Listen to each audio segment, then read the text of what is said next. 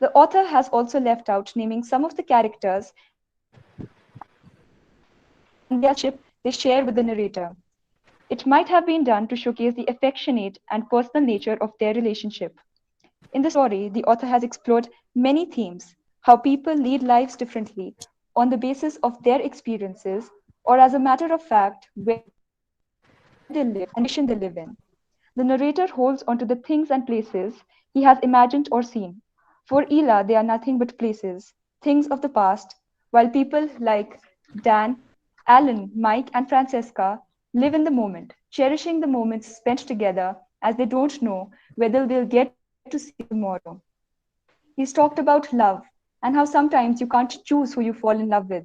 It's primitive, it's animalistic. Love binds us, and it does not always give us a happy ending. The narrator never got to see the fulfillment of his love, whereas Ela suffered at the hands of it. Love can bind those who are even free. He's also talked about the restrictions that life imposes on us, how we are chained to the norms and regulations and expectations of the society. We are obliged to fulfill the role allotted to us. The nature of grandmother's death proves this, and I quote, "The world I had inherited in which examinations were more important than death. We live in a world where life just comes and goes, just like a passing moment. However, what we fail to understand is that we fail to acknowledge that life binds us to each other, while death is like a broken thread. The system fails to acknowledge the bond of life and the pain and void of death. And even if we try to break out, nature always has cunning ways of finding our weakest spots." He's talked about the whimsical nature of human beings. He's given different perspectives to things: how a table can be bought on a mere whim and fancy, and how that very money used to buy the table could have been used to feed hungry mouths or provide roofs to dilapidated homes, or how a table can even hold a special memory. The narrators talked about life and death, the noise and happiness of life, and the silence of death, how life given to us can be snatched away from us within the blink of an eye. Taking life for freedom, taking life on communal lines, taking life because of pain. The saddest moment in the story is of Trilip's death, for which I do not have the words and I do not have the strength to listen. Here the shadow lines find an end point, but they find a new beginning in another story. Shadow lines are all around us, that bind us to the society, to people, to life, that bind you and I. And that's all. Thank you so much, Tavishi. Thank you so much. Any quick questions? Because I would have a lot of things to say on what Tavishi is talking about.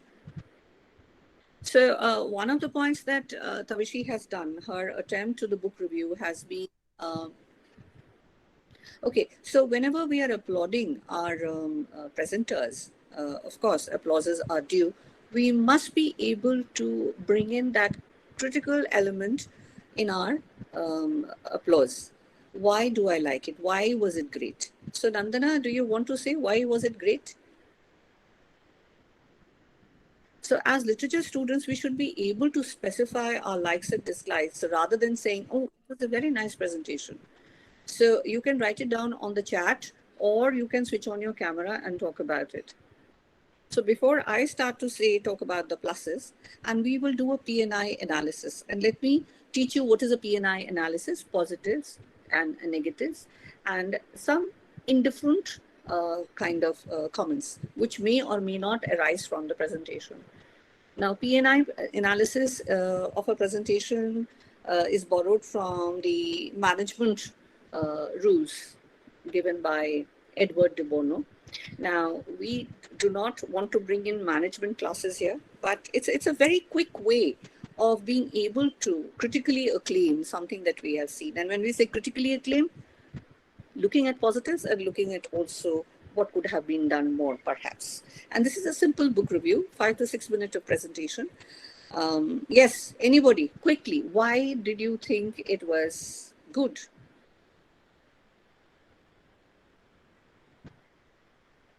And I'll unpin Tavishi,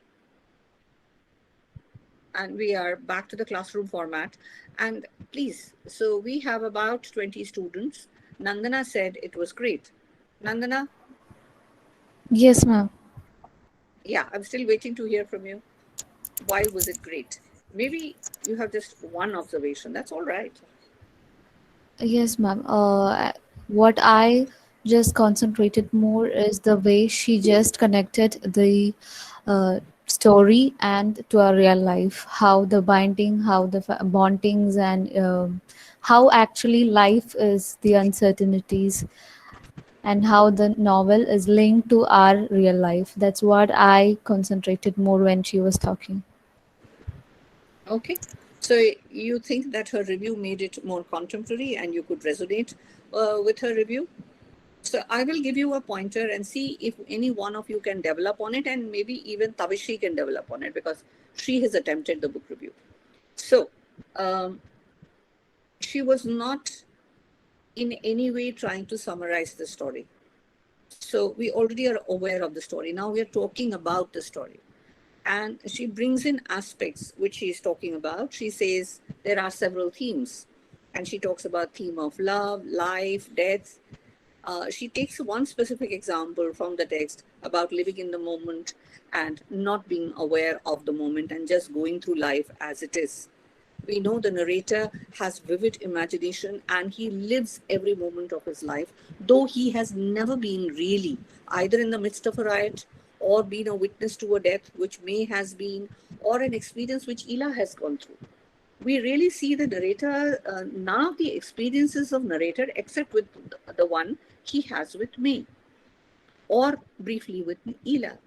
So he is living through the vicariously through the experiences of the others and relating them to you. So Tavishi's book review was not telling you the storyline, but rather reflecting on the various aspects that has been highlighted by the author. And she brings in the one of the most significant episodes in Coming Home is Tridip's death. Though we all know how Tridip dies, but for the narrator, it takes the entire narration to share with you about Tridip's death, as if he provides a context for Tridip's death. So these are the two things that I could glean from Tabishi's presentation. Tabishi, well done. On what counts? Um, because you volunteered, definitely. Secondly, um, takes a lot of courage to be the first presenter in class. Thirdly, you were eloquent in what you were saying. So here is a tip on which you could ponder upon and perhaps add to your presentation, because presentation is only a beginning. So what we could flesh out.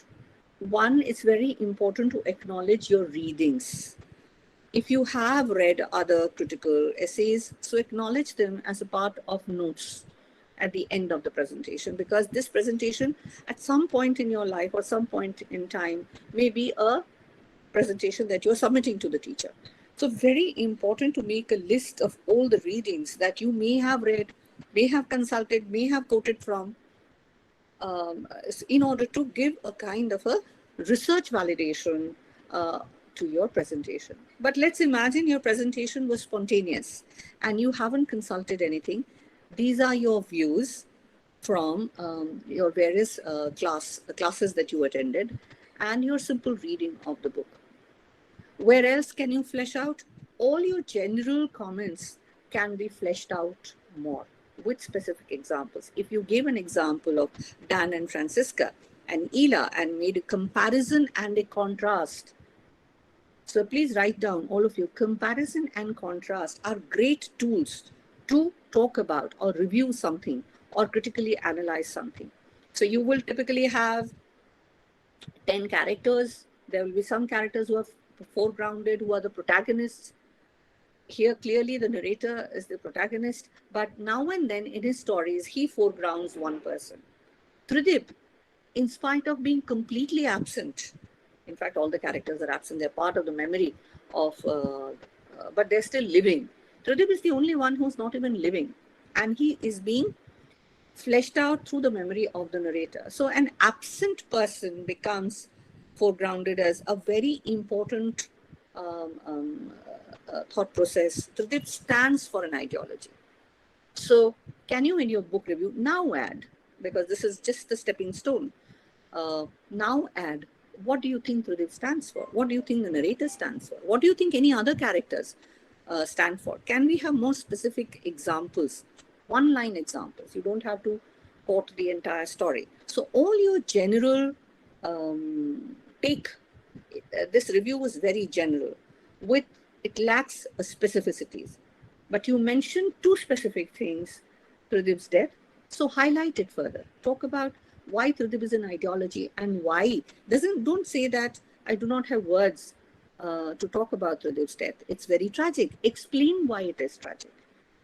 And why it is tragic both for the narrator and also the reader who are witnessing Tridib through the eyes of a young kid. So having said that, Ma'am, actually, I would just like to say something. As far as, ma'am, first of all, thank you so much for the nice words that you said about my presentation. Switch on the camera. Ma'am, first of all, I would like to thank you for the nice words that you've said on my presentation. And ma'am, the fact is that the line in which I say the saddest moment in the stories of Tridib's death, for which I do not have the words and I do not have the strength to listen, is actually I've quoted it from the text per se, author's line, narrator's lines. He is the one who says this. Yes, so that is why I found it apt. So good. But now I am telling you is maybe you could flesh out Tridib's death and highlight the ideology for which perhaps Tridib stands for. What does Tridib stand for? Is he a symbolic representation of something that the author wants to convey to us, etc., etc.? So you have given a basic draft. If you could perhaps build on that draft. Okay. So, so even the quote that Tavishi pointed out, that it's a quote from the text, and it sounded very familiar. I haven't, in the recent days, looked upon the text to be able to immediately talk about it. But what one knows is that this moving episode of Tridib's death, which brings the narration, brings the story to an end, and you realize, this story, Shadowlines, was about so many things. It's 200 plus pages, not too long a narration. But actually what it was doing was, it was trying to put a closure on Tridib's death. It was trying to etch out the life that Tridib left, almost in shadows. He's not there. And how his death impacts not just the narrator, but impacts the entire storyline. And you realize the entire storyline revolves only around Tridib. The other characters are as if present to bolster the main theme. Anything else that, Tavishi, you would want to say after I mention this? Any other point that comes to your mind, or the audience, those who have been listening to Tavishi, any quick queries to me, to Tavishi, to each other, or generally commenting? Akshita, Asta, Disha, somebody has raised a hand? Vatsala, yes.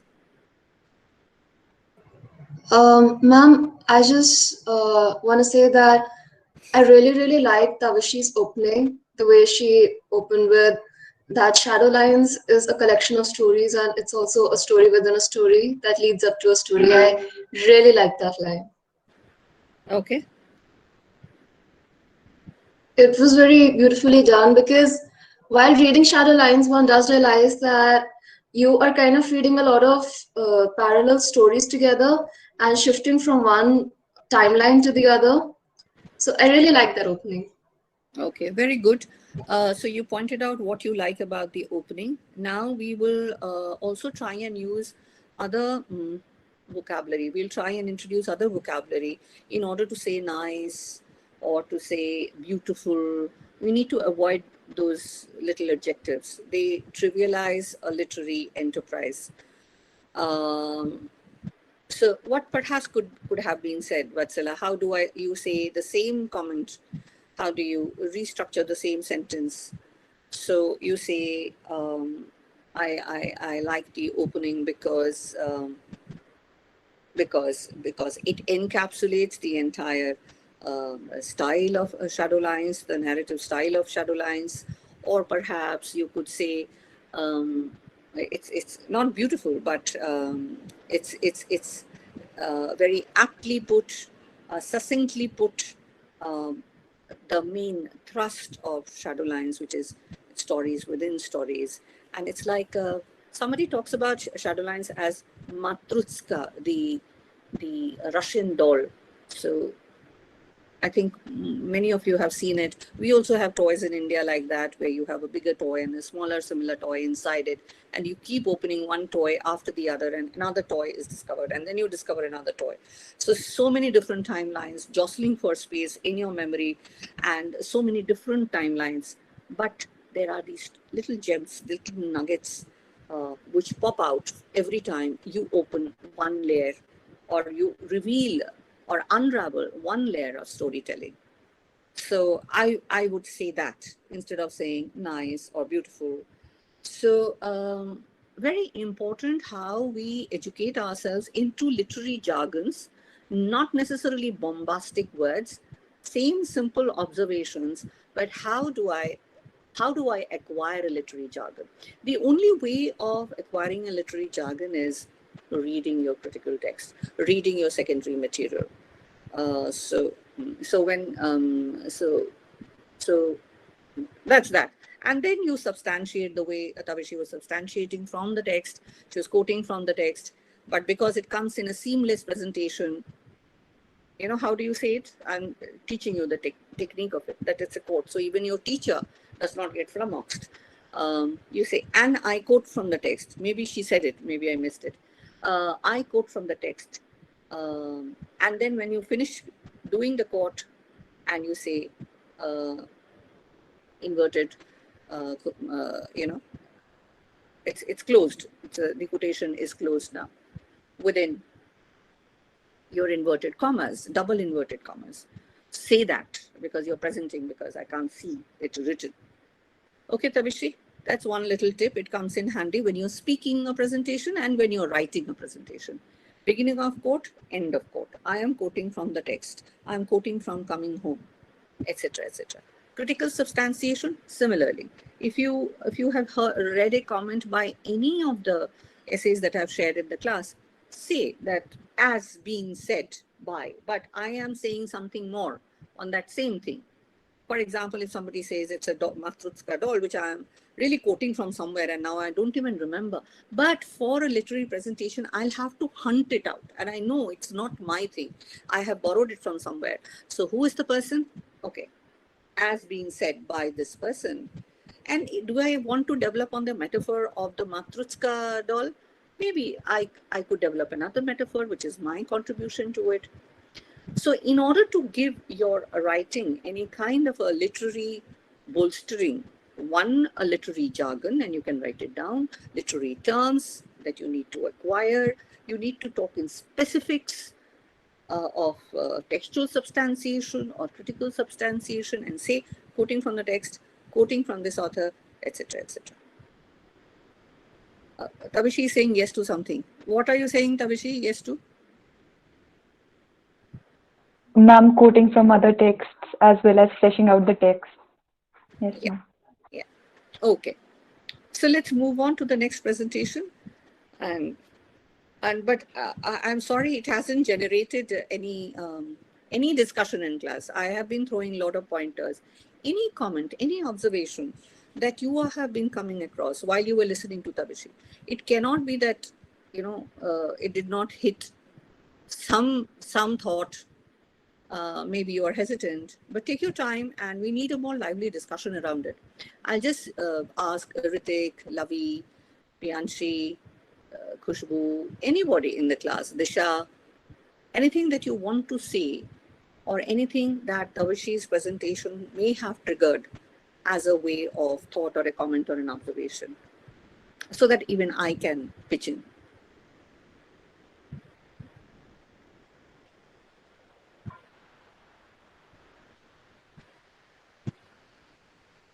Okay, so Ma'am, may I? Yes, Disha, please, and switch on your camera, please.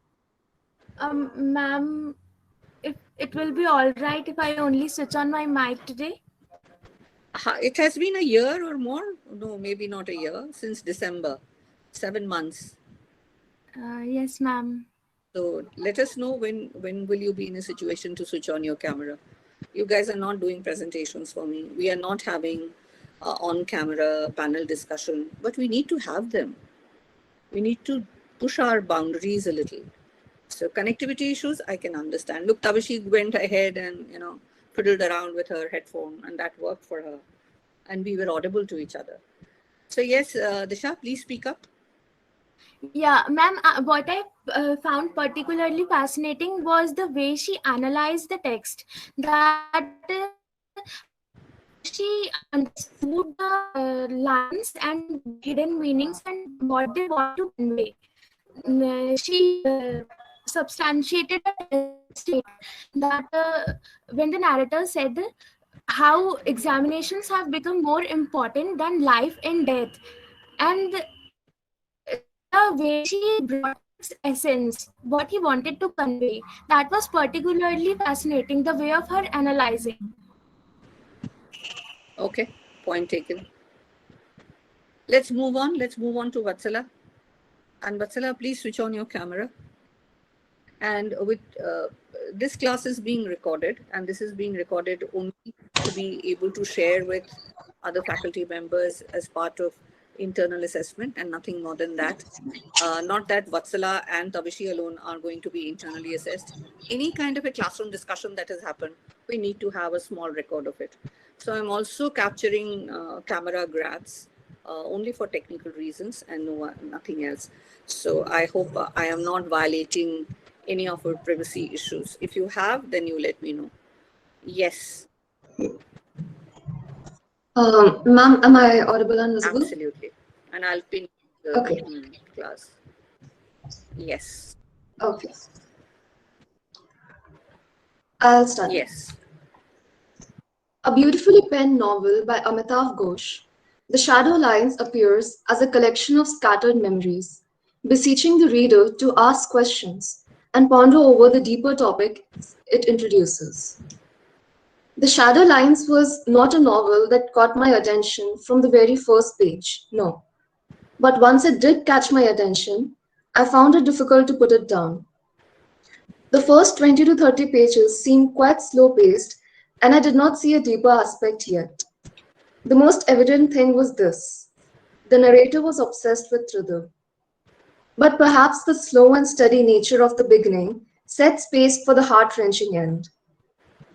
The seemingly normal characters of Ela and grandmother had dark pasts and a future, in Ela's case, to unpack. I suppose this goes along with one of the key messages of the book and something Tridip too repeatedly told the narrator: look beyond the surface. The last few pages of the novel had me crying in my room at 1 a.m. as the narrator uncovers that final mystery, Tridip's death. He questioned the nature of what we call nations and borders, these shadow lines, right before the revolution. A final thought is thus left for the reader through that journey. The novel was well paced, and the scattered memories seemed to bring out layers as one went along the story. The psychological aspect of the narrator's attraction to his cousin Ela, and later, in a way, to May, and their ties to Tridip's memories was a well fleshed out point. Did the narrator truly feel attracted to Ela? Did he connect her with Tridip, an uncle whose death he perhaps never got over? One can ponder well over it. An extremely interesting point about the division of the book into two sections that stuck with me was the way Going Away starts with focusing on memories of Tridip and ends with the death of grandmother. Mirroring this, Coming Home began with grandmother's memories and explored her past and ended with Tridip's death. Grandmother had openly disapproved of Tridip, yet the narrator connected the lives of these two people in such a way in his memories. The narrator never tells us about himself, not even his name. We are introduced to his most personal memories, yet the person himself stays at a distance. although this itself says a lot about the narrator's character and gives yet another message. We are made of the memories people left in us. In the end, The Shadow Lines struck me as a novel mainly about freedom and what it means to different people.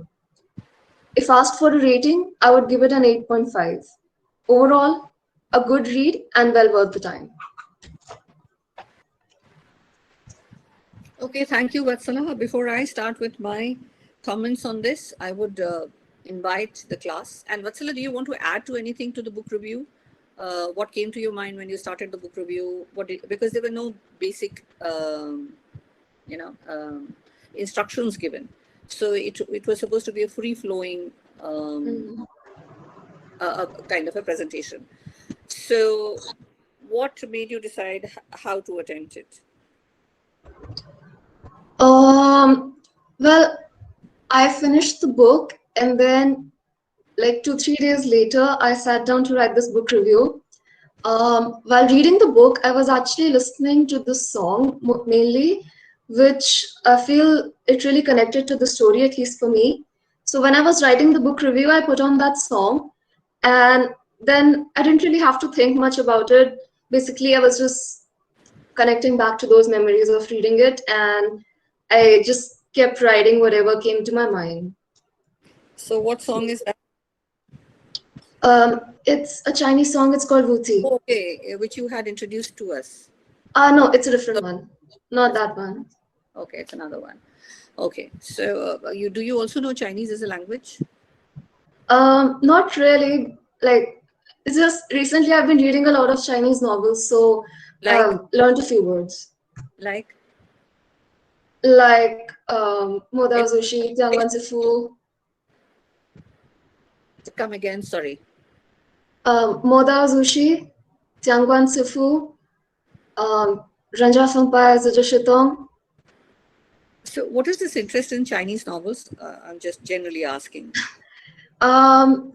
Actually, it started last year when I watched this show, which my friend introduced me to, and that's the show from that song that I introduced in that class. That song is from that show, and that show is based on a novel, Moda Zushi. So then I read that novel, then I read other novels by that author. Then I really got into that genre of reading, and I found it really interesting. So I read more books. Yeah. Okay, so what kind of novels are these, and are they in English translation? Yeah, I read English translations. These are, well, basically, what I have read up till now are novels that are based in ancient China, and they have like a mostly normal setting, historical kind of a setting, but with a bit of fantasy elements. And what I like the most about these novels is the depth in plot, the depth in characters, and also after reading Western novels for so long, reading Chinese novels was really a lot like coming back to my own culture, what I used to read as a child.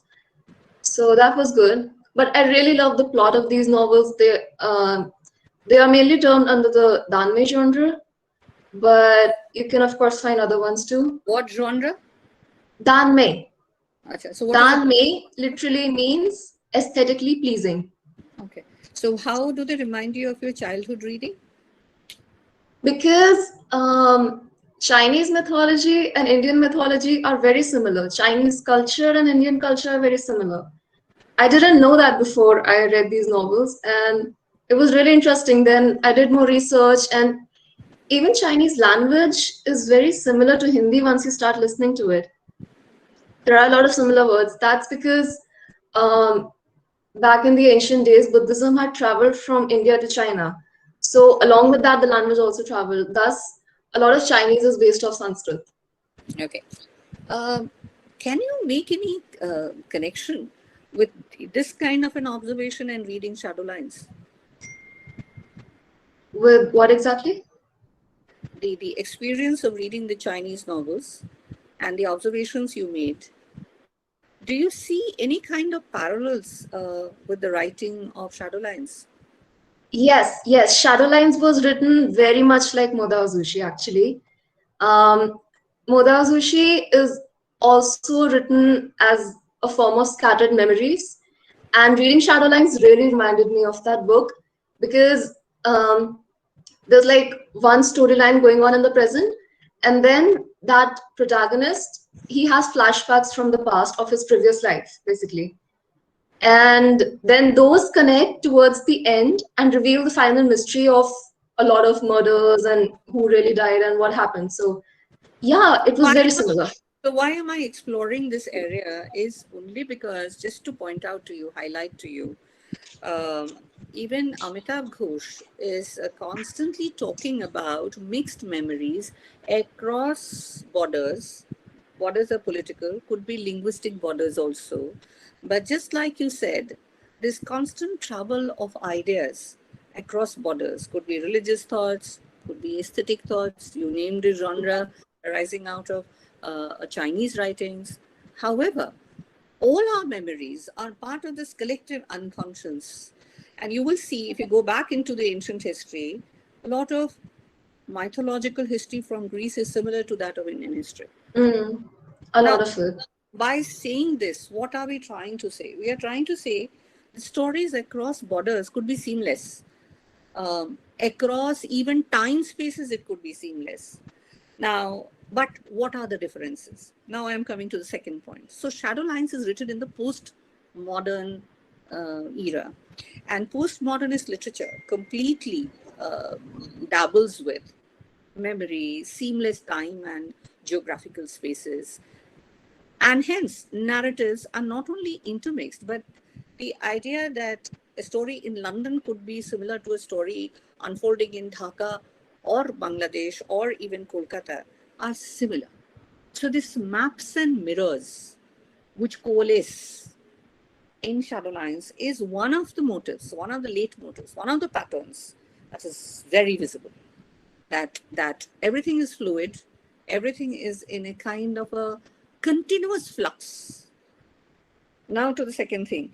Anybody, thank you so much. I'll tell you what I liked about your review, and then we will open it for the class. So what I liked about her review was that she brings in this fact about Tridib and grandma. In fact, Tridib and grandmother are two fulcrums around which the story is narrated. What is the reason or what is the intention of the author by kind of juxtaposing these two characters? Any quick observations on that? Vatsala can talk about it, others can talk about it. This is the first question. And there is a comparison and contrast being brought in by the author among the characters that he is portraying or talking about.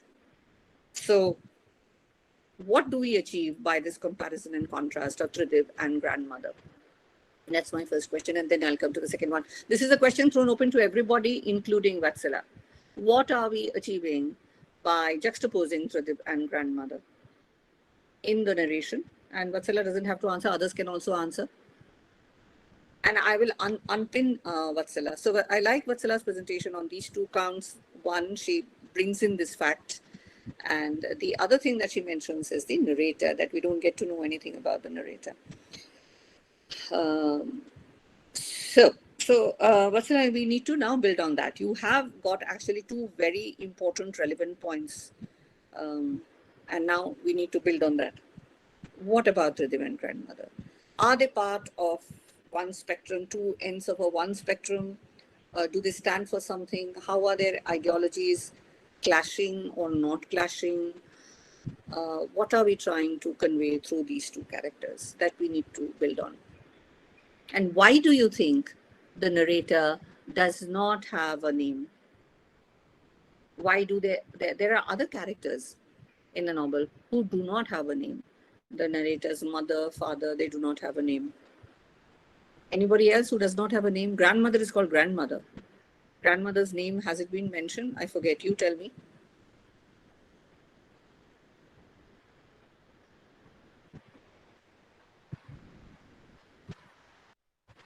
Yeah, whosoever wants to speak up. I have unpinned Vatsala. Thank you, Vatsala, for the presentation and for the initiative to volunteer to present. Always a pleasure, people who want to share their ideas and their comments and observations. Yes. Ma'am, as I mentioned in my presentation too, ma'am, I think the reason why many of the characters are not named is on the basis of the relationship that they share with the narrator. It's about the maybe in order to emphasize the affectionate nature of the relationship that they share with the narrator. That is why they have not been named. And ma'am, Okay, as far as yeah. the grandmother and as far as grandmother and Tridib are concerned, I feel that they the narrator has the narrator has defined them on the basis of the thoughts that they have on each other. That is, we see that the grandmother is very fond of Tridib, but at the same time, she time and again wants the narrator to stay away from him because she does not consider him to be a very good influence. And thus we see her opinion of on Tridib through her speeches and actions, and the same is with Tridib. Okay. Yes, Vatsala. Ma'am, regarding the point about why we never know the narrator's name, I think it's because the story is in first point of view, and um, it's a collection of his memories. While we are thinking of ourselves in memories, we often don't think of our name, and um, the focus here is on what he experienced instead of who he is, of other people as the way he saw them, rather than how other people saw him. Okay, both valid points. And Tavishi says maybe he does not have a name because we are seeing him in relationship with the others. Vatsala says a similar point about, it's about his experiences. So his name is not important. But very interestingly, we do have an idea of the narrator. He is talking about himself through the memories of the others. Remember, memories can be very selective. The memories that we choose to remember makes us what we are, our identity. Our identity is formed through what we remember. And grandmother's reaction to that riot incident where we lose Jethamoshai and Tridib is killed, and the author's reaction learning about Tridib's death, which he doesn't know about, will also throws light on grandmother's personality and also Tridib's personality. Tridib comes out as somebody very compassionate and loving, unlike grandmother. Grandmother's love is a very different, a very fierce kind of a love. And she wants to sacrifice, she wants to become a martyr. Tridib is the one who actually becomes the martyr. Grandmother is a very notional martyr and a very militant martyr. She has never been able to take that stand really like Tridib. And Tridib, maybe because he loses his life, and perhaps that brings in the pathos in the narration and the difference between these two characters. Juxtaposing them, there is an intention. There is an intention of telling you, contrasting one with the other. The narrator definitely does not agree with the grandmother. He agrees more with Tridib. He would rather be in his footsteps. He would rather have a closure with May, who has witnessed it very differently from the others. Others have also, Robi was there. Robi has also witnessed Tridib's death. But what is the difference of the perception of these people? Their worldviews are very different. Grandmother's worldview, her growing up, her experience, it's not being that she was incorrect. It's something that the author will not now agree to. The author will not follow in grandmother's footsteps. Grandmother not having a name. Grandmother is a patriarchal figure. So he just wanted grandmother to exist like a patriarchal figure, not necessarily talking about, not necessarily adhering to her ideology, but Tridib's ideology, which is much more compassionate. Tridib who is imaginative. Tridib who is much more giving, caring. Author and a grandmother being a realist, a practical person. These are the differences between these two characters. And obviously, the author very intentionally juxtaposes their death and in both these sections. Grandmother also dies, and but grandmother's death does not impact you the way through its death impact you. So the script has been, the narration has been geared towards that end. There are 10 students in the class. It's pathetic. And we were doing something very important today. So please spread the word around that if during presentations, do you have another class right now? You still 4 or 5 minutes to go. 8 students in the class, including me. So that leaves 7 students. This was not a class for Tavishi and Vatsala. This was a class where we were all supposed to participate from our reading of Shadow Lines and add to what Vatsala was saying and add to what Tavishi is saying. This is very disheartening. So, you know what I will do? I'll abruptly wind up the class one day, and I will not come for your class unless we have a good attendance, because I'm not here to teach just 7, 8 students. I'm here to teach 53 students, which again and again I talk about. And one submission of something very casual on the class portal is not going to do this. So if we are not reading on our own, if we are not participating in presentations of our own, yesterday I got dragged away to college. Otherwise, I would have a double class of these presentations. I would ask for 2 more volunteers. So as far as I am concerned, we have talked enough about coming home. I'll have one winding up lecture where I will also introduce the questions in Shadow Lines that will be on next Thursday, and we are done. And then comes the writing part, where I am introducing questions to you and you start writing answers. Maybe we can discuss these answers in class and see how an answer can be attempted. This was one attempt of a book review. These book reviews are not going to be your answers on OBE or anywhere else, even if you do not have an OBE and you get promoted. So if we are going to get promoted, there has to be a consistent kind of a evaluation and your participation. Whether it's in a way of asking questions or adding to the comments and observations, etc., etc. The narrator, and this is the last comment for the class before we disperse, the narrator not having a name is a way of saying that the narrator's story could be your story or anybody else's story. It's an autobiographical account of not the author, but the first-person narration. First-person narration of the narrator of what he has been through as a child, and then you get to see him as a grown-up too in coming home. Even in going away, there are, and this is a very important thing, when your your eyepiece of looking at memories also changes because either you are older or you are younger. So how he grows up to understand Tridip's death and how as a young person he looks at Tridip, it's very different. How he reacts to Ela as a young man and how he reacts to me in terms of a relationship is very different, because every time the narrator is growing and his perspectives or his narrations and his memories are coming from a particular time in his life. So this narrator could be you, me, anybody. He could be the everyman. Now, everyman concept is borrowed from these morality plays in the 14th century. It's a very established technique of not naming the narrator. It's not that Amitav Ghosh is trying it for the first time. There is if you Google for it, you will find immense amount of literature on main characters not having names.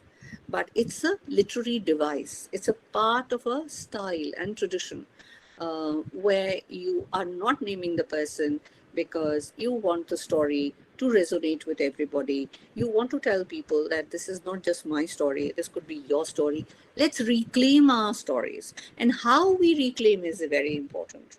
Because people like Robi and Ela would perhaps reclaim not so much of Tridip's story as the narrator would. narrator would not want to reclaim any of Roby or Nick's story. He would rather want to know about Dan, Francisca, or that brick lane where he visits, which has been bombed during the Second World War, or how he makes this pattern of war across various places, which tell you the same human stories of frailty, of fragility, of death, etc., etc. So, in the next class, when we meet on Thursday, there will be this last lecture where I introduce you to shadowline questions. I tell you about what we need to highlight in our study of shadow lines. There is enough material on you to read, understand, assess, and start looking at the questions from the past years which have been asked on shadow lines, because through questions you access that's another way of accessing the novel per se. And if any one of you is interested in any kind of a presentation, do inbox me. But let's meet next Thursday for this last lecture on shadow lines. By that time, hopefully everybody would have at least finished reading shadow lines, even if not gone to the next stage of reading critical material, etc., etc. Keep ordering for this book. I'm constantly saying it has some best critical essays, and you need to be aware of them. Even you don't have to retain everything to your memory. Ultimately, what you write as a term paper will be a little bit of this and a little bit of that. But understanding various facets and approaching the novel from multiple literary theories which are at work here, the post-colonial theory, the narrative techniques, stream of consciousness technique, the cinematic techniques of flashbacks and flash forwards are very important to notice while you're reading the text. Okay, on that note, thank you so much, and you can disperse. Thank you, ma'am. Thank you, ma'am. Thanks. Thank you, ma'am. Thank you.